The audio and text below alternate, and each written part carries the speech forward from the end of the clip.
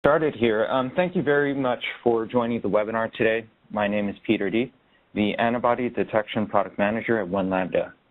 I'll be hosting our webcast featuring Dr. Cathi Murphey, the Director at Southwest Immunodiagnostics. She's an active and contributing member of ABHI and UNOS, serving on various committees and the ABHI Board of Directors. Dr. Murphey will be providing an overview of traditional cross-match testing and discuss the novel and recently released FlowDSA-XM cross-match assay during her talk, What's New in Flow Cytometry Crossmatching. This presentation will be recorded for future viewing through the One Lambda website. It's now my pleasure to turn today's program over to our presenter, Dr. Cathi Murphey. Thank you, Peter, and good morning or good afternoon to everyone, and welcome to today's webinar. I'm very excited about today's webinar and to be here today to tell you about what's new in flow cytometry cross-matching, and I'm hoping that at the end of the talk you'll be as excited as I am.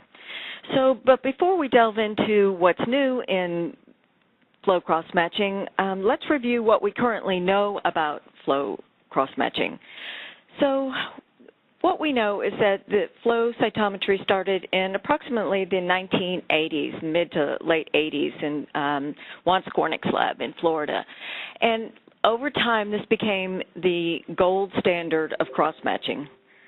And in this procedure, we take the serum and the cells, we incubate them at room temperature or 4 degrees for 30 minutes. We wash somewhere between 2 and 4 times. We add the monoclonals either by adding the secondary antibody first and then adding the monoclonals, or by providing a cocktail and adding the cocktail all at one time and incubating at 30 minutes either at room temperature or 4 degrees again, and washing and analyzing. Well, now if we fast forward to 2014, my friend and colleague has developed the Halifaster protocol. And in this protocol, what we did was take serum and cells and incubate them for 20 minutes at room temperature, and we wash 4 times, and this is at an accelerated speed with less time. And then we add monoclonals and the secondary antibody as a cocktail, incubate for 5 minutes at room temperature, wash 2 times, and then analyze. And what we found is that we decreased the time without losing any sensitivity. So this was a great new development in flow cytometry because we could provide information that was sensitive and within, with decreased time. But as we know, there are issues with flow cytometry, both with the old crossmatch and with the new Halifaster crossmatch. This crossmatch is not specific for HLA antibodies. We have interference from autoantibodies, which cause positive crossmatch, both IgM and IgG. There are the other non-HLA antibodies that we actually can't characterize as autoantibodies, and then there are immune complexes that bind to the cells that cause interpretation issues. There are also problems with interfering factors, drugs such as Rituximab and Thymo, Campath, and a high-dose IVIG. Disease states such as HIV and Wegener's and type 1 diabetics interfere with our interpretation of the data. And we all know that the infections, both viral and bacteria, cause problematic issues in the crossmatch. And I'm always dreading flu season when our patients get flu shots because the vaccinations play an issue with just slightly positive cross-matches. And most of the time we can ignore these, but really if the patients are sensitized and you have a weekly positive cross-match, this causes angst in the middle of the night. And then I don't know if you've experienced this in your laboratory, but in ours, patients who have received dental procedures such as pulling teeth have actually caused positive cross-matches after these types of incidents. So what if there was a new assay that was available, one that was specific for HLA, for both Class 1 and Class 2, one that we could actually tease out which antibodies are Class 1 and which ones are Class 2 that are causing the positive crossmatch? What if it was sensitive? What if it utilized equipment that we already have? What if the procedure was easy to follow? But I will tell you that you need to follow the procedure exactly as it's written, so that means no Murphy's modifications, which sometimes happen in my laboratory. And what if the analysis was easy and the time frame was similar to the standard protocol? We'd all want that assay, wouldn't we? Well, I'm pleased to be able to introduce the new FlowDSA Crossmatch that is being marketed by One Lambda. This crossmatch was actually developed in Stanford University by Dr. Ji Chen and Dr. Dolly Tyan. So I'm going to describe this principle for you, but I will tell you that I know a little about the principle, but there are things that are proprietary, so if you ask me questions about the capture beads, I won't be able to answer them. So this is how the crossmatch works. It starts as the same as our standard crossmatch. You add serum to the lymphocytes and you incubate them. You wash off all the unbound antibody, and then we add capture beads. And these capture beads are microbeads that have antibodies attached to them that are specific either to class 1, the class 1 molecule, or they're specific for the HLA class 2 molecule. In that same time frame, you add the secondary antibody, which is conjugated with PE. So we incubate this with a lysis buffer, the capture beads, and the secondary antibody.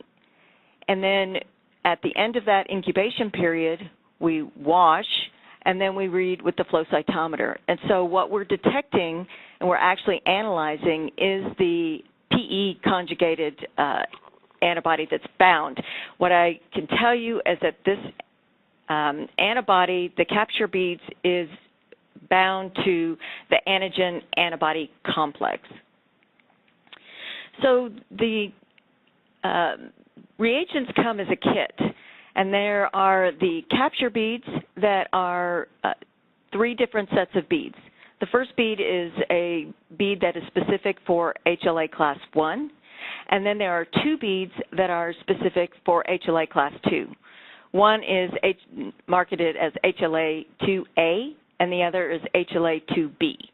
The HLA-2A actually is detecting HLA-DQ, whereas the class 2B is detecting HLA, DR, and DP, and maybe some DQ. That's just my analysis from my data.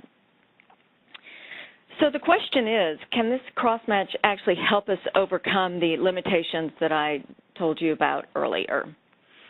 So in my evaluation of this crossmatches, I'm going to give you a little bit of the technical or the procedural tips that we use to do the evaluation. First, all the crossmatches were run using FLNC and FLPC1 and FLPC2 as controls. I did not have any serum, AB serum, that was specific to that particular crossmatch, so I utilized these controls. All of the crossmatches were performed in trays and not tubes, and they were performed according to the Stanford testing protocol that was provided by me.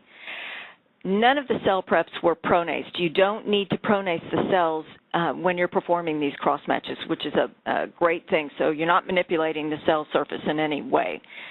The data were analyzed using the Stanford cutoffs provided to me by OLI, because at the time when I started evaluating these beads, I had no cutoff in my own laboratory established. And so I utilized the Stanford cutoffs. However, since my evaluation began, I've started to collect the data, and I'm happy to say that the data that I've collected to date has been very similar to the ranges that were given to me by Stanford. The one exception with that is the class 2B, but I think this is because the standard deviation is so tight. There's not been very much variability in the negative control because I've only used peripheral blood. So the cutoff that I've seen in the class 2B has been a little bit lower than Stanford's. All the data has been acquired on a Canto 2, so I'm not sure if you're using a Coulter, that the settings and parameters will be exactly the same as I'm going to show you today, but they should probably be similar. And all of the data is anecdotal, so none of these testing have actually been performed before the transplants were performed. So what do the data show?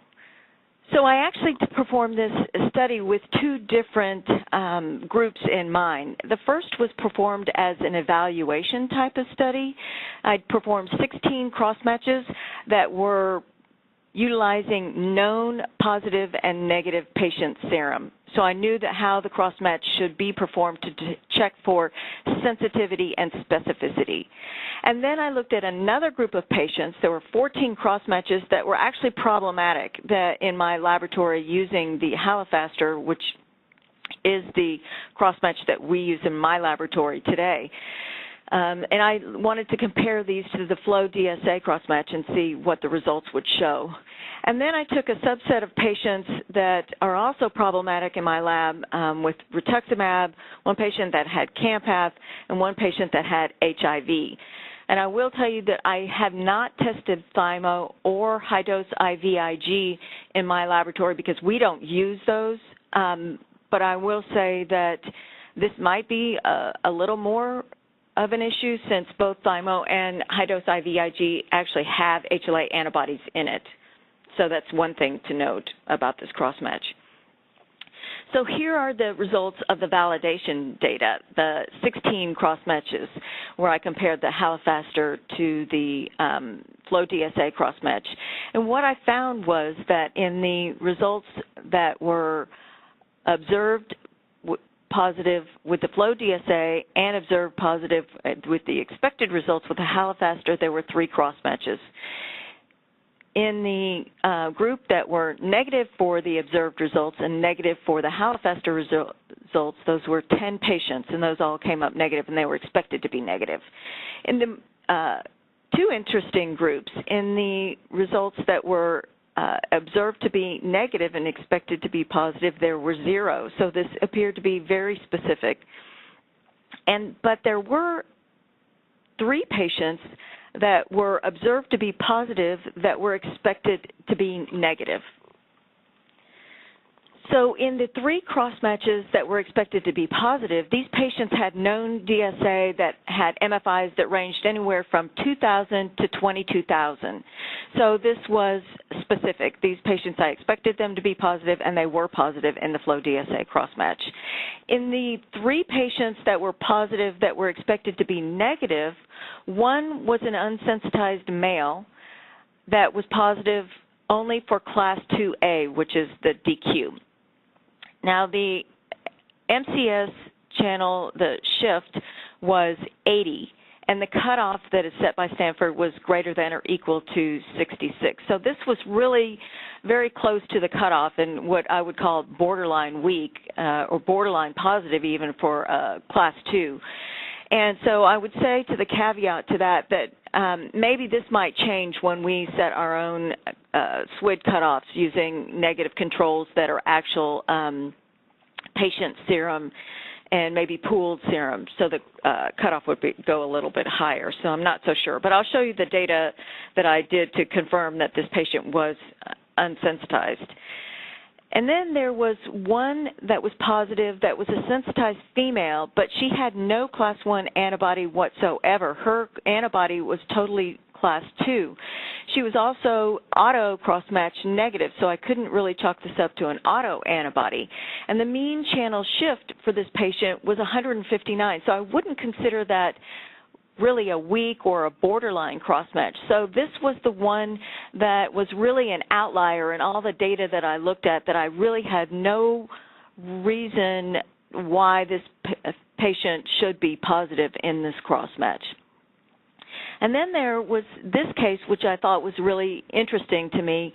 It was a sensitized female with a B7 antibody, but the MFI was only at 1,481. And if you had asked me if I would have predicted that to be positive, I would say no, because most of the cross-matches in my laboratory really don't achieve a positive until about 2,000 to 3,000 with class 1, and maybe even a little bit higher. But the median channel shift was 269 in the FlowDSA crossmatch. But what was interesting is when I went to go look back and look at the antibody profile of the patient, this patient had a B7 Craig antibody where the other antigens were actually higher MFIs. so maybe my reasoning that this patient was positive is that it's actually due to an epitope antibody, that what we see in vivo is really more the biology of a Craig versus just the MFI related to a bead assay. So this got me to thinking that maybe not all of the low-level MFI antibodies are created equal. So maybe those that actually are in Craig's or epitope will react differently in the DSA crossmatch than they will in our bead assays. And just, again, anecdotally, this patient was not transplanted with this donor. So here is just the data just to show you that we did go the extra mile to make sure that that male was not sensitized, and this was the one that had the median channel shift that was barely above the cutoff. And these are the Flow PRA screen beads. And this bead on the top that's in green is a class 1 bead. This in the blue are our class 2 beads, and this in the purple down in the bottom are our control beads. And if you look at the architecture, which is what I always focus on for the Flow PRA beads, you might think that this might be a slight shoulder that could potentially cause a B-cell positive crossmatch. So normally in our laboratory, our algorithm is not to run as single antigen beads unless we really detect some typical shift. But for this case, I went ahead and ran the Luminex beads to make sure that there wasn't something that I was missing that was low level. So here's the Luminex profile of this patient, and I have highlighted in these boxes the HLA type of the donor that I cross-matched him with. And what you see is that all the MFIs are really low, that there's nothing that's above 250 MFIs. So I truly believe that this patient is unsensitized, and maybe this crossmatch is just due to a cutoff issue. So again, there were 0 crossmatches that were expected to be positive that were negative in the FlowDSA assay. So that was really comforting to know. And then the specificity that there was 10 crossmatches that were negative that should be negative. So the take-home message for this validation data was that there was really only one outlier that I couldn't explain, the woman that had no class 1 DSA that had a crossmatch at about 150 channels. So then I looked to the 14 patients that had problematic crossmatches. So I really couldn't call them expected versus observed because I didn't really know what I expected to find wasn't really what showed up in the Halifaster crossmatches. So when I looked at the crossmatches that were positive by the Halifaster and positive by the FlowDSA, there were 5 of these. There were 5 crossmatches that were negative by the FlowDSA crossmatch that were positive by the Halifaster crossmatches. There were 0 crossmatches, again, that were positive by the FlowDSA that were negative by the Halifaster. And there were 4 crossmatches that were negative by both. So when I analyzed this data, when I went back to look at the 5 that were positive with both, what I found was that there were 3 patients that had known DSA that were predicted to be positive. So that was good because it confirmed that the Halifaster and the DSA crossmatch can predict those crossmatches. There were 2 patients that were positive by both methods that were predicted to be negative. Now, when I say predicted to be negative, what I mean is they were predicted by me to be negative. One was a weak A24 antibody that only had an MFI of around 1,800. So again, if you had asked me, is this going to cause a positive crossmatch, I would every day of the week I'd say no, not really. This is not going to be positive. But again, maybe not all these antibodies are created equal, and maybe I predicted this incorrectly. Hard to believe, yes, but I was probably wrong in this case. This patient was actually desensitized and transplanted, so we are keeping an eye on her, but she's really doing fine. And then the last of these two patients was one heart patient who had no DSA. This was a Class 1 DSA that had, the Class 1 portion of the Flow Crossmatch DSA that had a median channel shift of 108. And the cutoff set by Stanford is greater than or equal to 93. So, again, maybe this is a little bit of a cutoff-related problem. It's very close to the cutoff.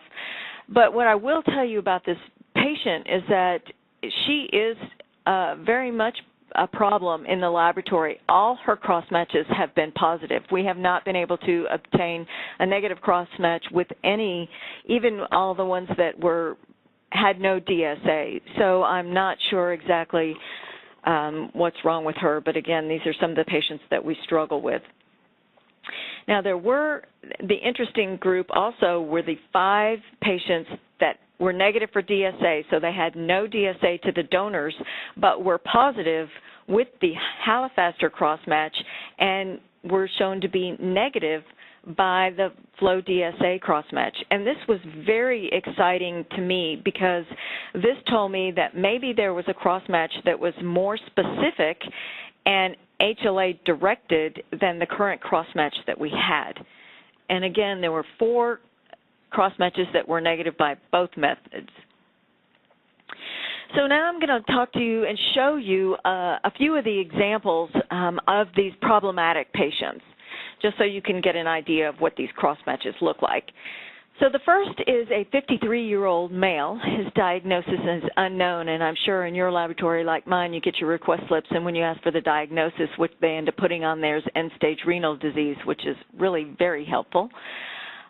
He was medium, actually low sensitized with only a CPRA of about 30%, which was Class 2 only, no Class 1 antibody.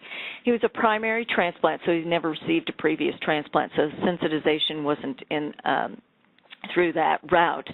So although we had no sensitization history, had to assume that his sensitization came through transfusion. And he was put on the wait list, so he was not a live donor candidate.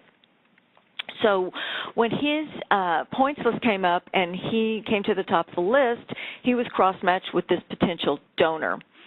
And the cross-match was positive with the T-cell 172 median channel shifts. So this is not actually a weekly positive cross-match. Our cutoff is equal to or greater than 85 channel shifts. So I would call this a moderately positive cross-match.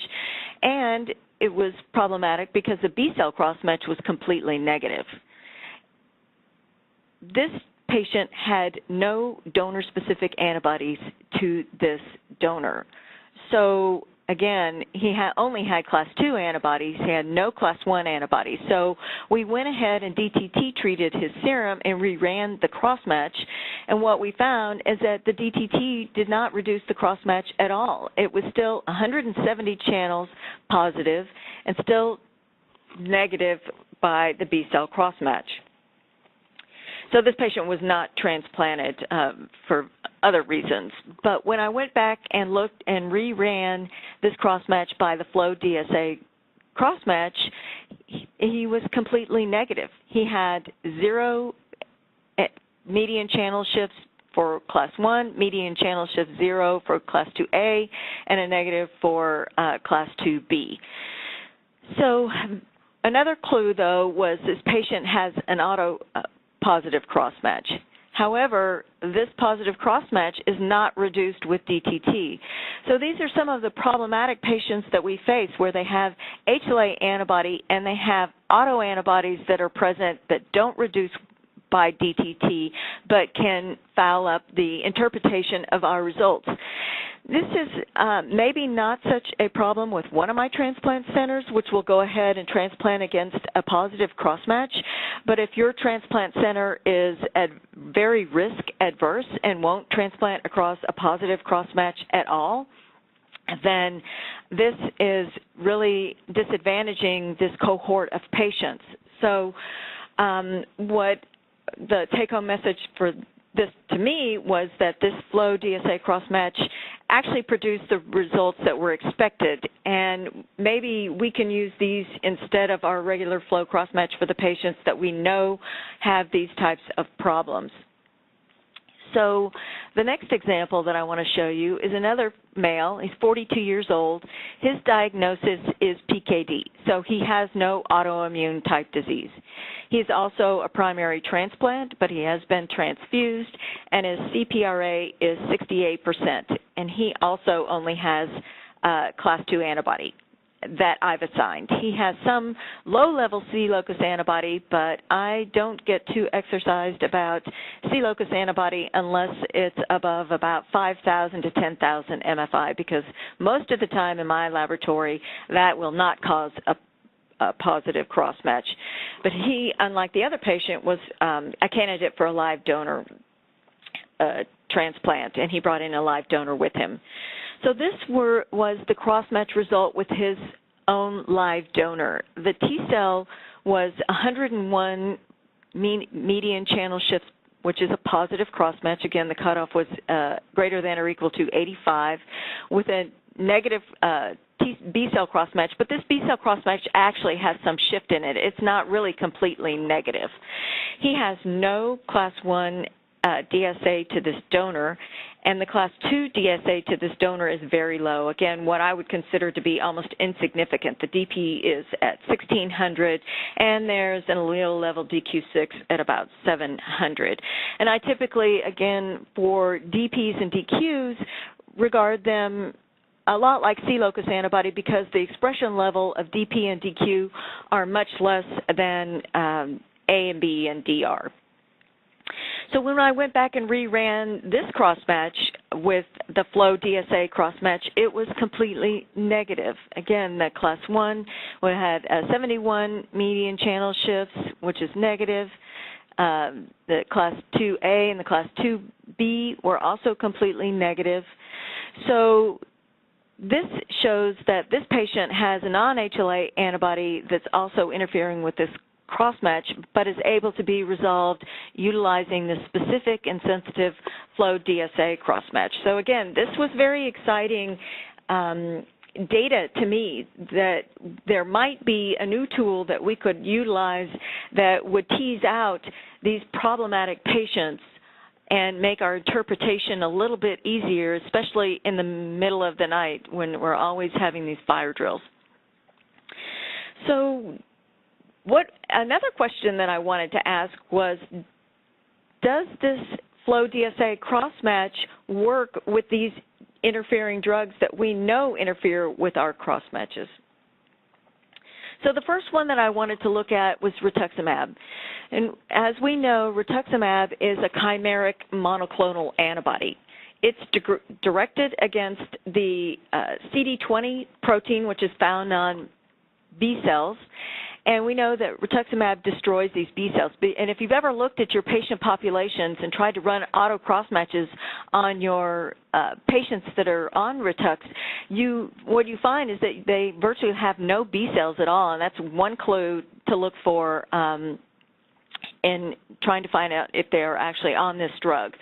We also know that Rituximab is given for rejection and immune modulation and desensitization, but also in autoimmune types of diseases such as SLE and rheumatoid arthritis. So sometimes these patients are being given this drug in situations where we in the laboratory are not aware at the time we're performing cross-matches. So here's an example of a patient that presented in our laboratory. She's a 45-year-old female. She is a Wegener's patient. She is also very highly sensitized with a CPRA of 98%, both class 1 and class 2 antibody. And she is on Rituximab every 6 months. So not only is she highly sensitized, but she's getting this drug that's going to interfere with our B-cell cross-matches and our interpretation of the class 2 antibodies. And if you've ever run into these cross-matches and you look at the data on your B cells, what you will see is that these cross-matches run anywhere from 300, 450 channels. That's a real clue when a patient has no HLA antibody at all, and you see the T cell cross-match is negative as you would expect, but the B cell cross-match is 450 channels. The first thing I ask is the patient on Rituximab? Well, here was a donor that we looked at for this potential patient. And this patient did have DSA to this donor, high levels of class 1 HLA antibody, 2 different antibodies, a B62 and a B39 at 23 and 22,000 MFI, so a lot of antibody present. She had no class 2 DSA to this donor, so this is one of the reasons that I picked this cross-match to run to see if the FlowDSA would actually be able to overcome this drug. And what I found was when I performed this cross-match that the class 1 DSA was positive as expected and very strongly positive, have 745 median channel shifts, whereas the class 2, which should be negative, was completely negative in the FlowDSA. So this was excellent news to me, and again, very exciting because now we finally have a tool that we can use when our patients are on these interfering drugs, or even when they're post-transplant and they're being salvaged with Rituximab as salvage therapy, and we want to monitor them using flow cross-matching. We now have a tool that can actually be utilized. So this was, in my mind, revolutionary and very eye-opening and very exciting. So what about Campath? And I'm not sure how many of you use this as induction therapy, but we use this for almost all of our patients. Well, Campath, or alemtuzumab, is a monoclonal antibody that's directed against CD52. And CD52 is present on all mature lymphocytes. So this Campath destroys all lymphs, and as I said, it's used as an induction agent. And if you've ever looked at your patient's white cell count right after they've had their induction therapy, you will find within 12 to 14 hours, all of the lymphocyte population of your patients are gone. It goes from all the way down to 0.0. So there are no lymphocytes present in these patients. And again, we use it as an induction agent. And the problem, one of the problems with Campath is that it has a very long half-life. It's 3 to 6 months, depending upon the dosage that's given. So this is a problem because what if you want to monitor your patients post-transplant using flow cross-matching because you want to use in vivo biology instead of the beads, which we know can be a problem? Or what if, God forbid, your patient had an immediate rejection and got relisted for transplant right away? Now your cross-matches are going to be invalid for a minimum of 3 months, but maybe even 6 months. So this becomes a problem for access to transplantation for your patients that are relisted and also for post-transplant monitoring.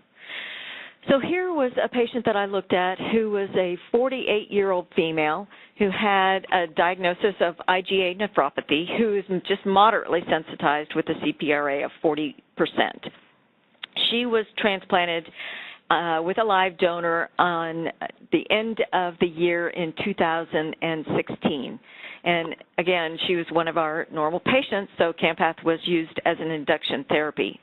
So I wanted to look at her, take her serum post-transplant and see would her serum cause a positive cross-match in the FlowDSA. So I picked out a donor which she had no DSA to, no class 1 and no class 2 DSA, and I ran the Halifaster flow cross-match, and what you can see are the histograms in the top upper left. The green histogram is the class 1 or the T cells, and the bottom blue is the B cell cross-match. And you can see the extreme shift to the right, and this is exactly what these patients with that have been on Campath look like. The channel shifts are in the 400 to 500 median channel shift range. So this makes these cross-matches uninterpretable. When I performed this cross-match using the FlowDSA, I was pleasantly surprised to find that the cross-match was completely negative, as it should be. So here are the histograms of the FlowDSA cross-match, and the green is class 2B, the blue is class 2A, and the purple is class 1A. So again, very good news that these drugs are not going to interfere with this FlowDSA cross-match. So this example is one of the type of patients that we all struggle with in our laboratories. This was a 44-year-old female who had a history of pregnancies. She is a type 1 diabetic, and she has a very high CPRA, 99% with class 1 and class 2 antibody, both of them. So I entered her into the KPD database at the end of 2011, beginning of 2012, and I started looking for what we call the least incompatible donor, because the likelihood of finding her a compatible donor was going to be slim and none. And again, in this time frame, this was before the new CAS allocation system went into effect, so she was not eligible for the regional shares or the national shares. So her one chance was through KPD. And we would also, she is the type of patient that we would consider for desensitization. But when I started running exploratory cross-matches with her, as I do with all of these types of patients, I ran 35 of them, and all of them were positive. And most of them I expected them to be positive, which wasn't a surprise, but the surprise was that they were much stronger than I would have predicted. But by now you're probably thinking, well, she doesn't know how to predict these cross-matches anyway, because she seems to be wrong a lot, which is probably true. But here's an example of one of the donors that I ran with her. So what you see is a T-cell cross-match that's titered out, and I'm not showing you the middle titers. I'm just showing a couple of the beginning titers and the last titer that we do. We titer from 1 to 1 all the way out to 1 to 16. And her starting titer with this donor was 263 median channel shifts for T-cell, which didn't dilute out until 1 to 16, and it was still borderline negative at 1 to 16, and the B cells were 183 channels, median channel shift, which is positive, and did titer out at about 1 to 8, which is not shown here. And I will tell you that all the cross-matches after the initial set, when I started seeing how positive these cross-matches were all DTT treated, just to make sure that I didn't miss anything. But her donor DSA to this donor was only a C10 antibody at 680 or 490 MFI. Now, I may be a really bad guesser at cross-match prediction, but I find it hard to believe that one antibody at 680 median channel shift is going to cause a positive cross-match at 263 that doesn't titer out until 1 to 16. So additionally, she was a pretty good match with this donor. She was a 0A, 0B, 1C, 1DR, 1DQ mismatch. So that was really disconcerting. After looking at 35 of these cross-matches, we had to ask ourselves what's going on with this patient and what are we going to do to get her transplanted. And, of course, my surgeon always asks me, what do I miss? Because the results of the cross-match clearly do not match the MFI of the antibody specificity. So in 2015, after 3 years of searching for a negative or a least incompatible donor, this patient was transplanted, in September of 2015 with that donor that I just showed you. But by this time, the donor crossmatch was much stronger. The T-cell starting crossmatch pre-treatment was 455 median channel shifts, and it didn't titer out. At 1:16, it was still 349 channels. The B cells, similar results. 427 channels at 1:1, 322 at 1:16. But the donor DSA, again, was only that C10, and at 1:1, again, we do dilutions on all of our antibodies for all of our highly sensitized patients, was 2,535 MFI, and at 1:8, it was 420. So clearly, it's not the HLA that's driving this crossmatch. But just to be on the safe side, we went ahead and treated her with IVIG and plasmapheresis. And post-treatment, but pre-transplant, you can see her crossmatch, which is down below. Again, the results look the same. It doesn't look like this has had any effect on this patient whatsoever. The 1:1 T-cell crossmatch was still 419 channels, and the B-cell was 349 channels. The donor DSA at this point is now 564. And I will just tell you, we did all the investigation with her. She was not on any drugs. She did not have a positive auto crossmatch. We investigated her ad nauseum to find out why she had these types of results. But we went ahead and transplanted her. And I'm happy to report that this patient has had no episodes of rejection. We monitored DSA over time, and the last monitoring was done about 1 year post-transplant, and throughout her whole history of monitoring, she's had no donor-specific antibodies. So we feel really comfortable that we actually did the best we could do for this patient, and we didn't restrict her access to transplantation, but we actually got her transplanted. But she was one that I really wanted to go back and perform this testing on because she's the type of patient that would really help us out in the laboratory. And when I went back and looked at her DSA crossmatch, it was all completely negative like we would have expected it to be. Her class 1 median channel shift was only 20. Her class 2 was 52 and 0.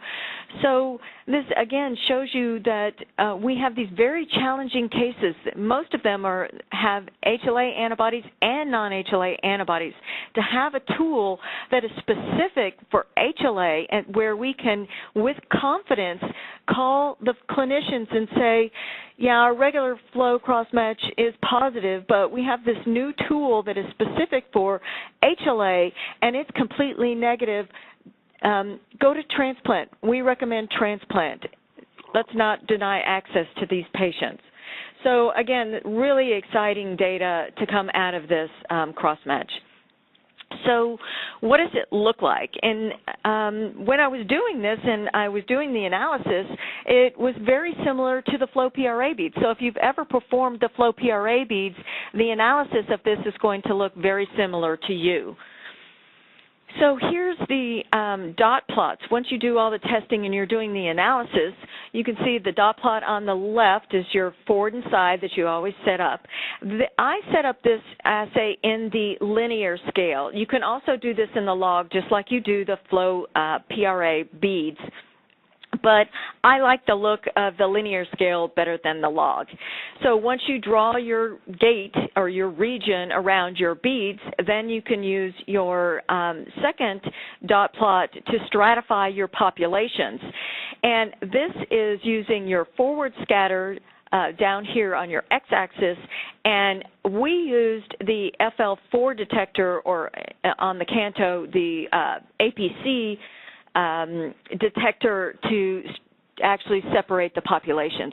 In the package insert that I received from One Lambda, they suggest using the FL3 detector. We initially set that up looking at the FL3 detector, but moved to the FL4 detector because it gave greater separation between the bead populations, and there seemed to be no difference in the numbers themselves or the acquisition of the data.